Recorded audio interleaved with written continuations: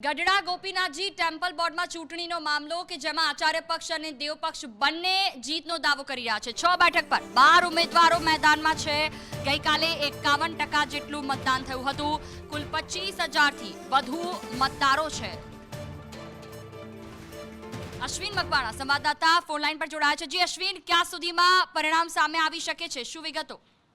ચોક્કસ વાત કરવામાં આવે તો સાંજ સુધીમાં રિઝલ્ટ આવી શકે છે। ગોપીનાથજી ટેમ્પલ બોર્ડ ચૂંટણીનો મામલો ગોપીનાથ મંદિર ખાતે શરૂ થઈ હતી મતદાનની ગણતરી। જી બિલકુલ, તમામ જાણકારી બદલ આભાર।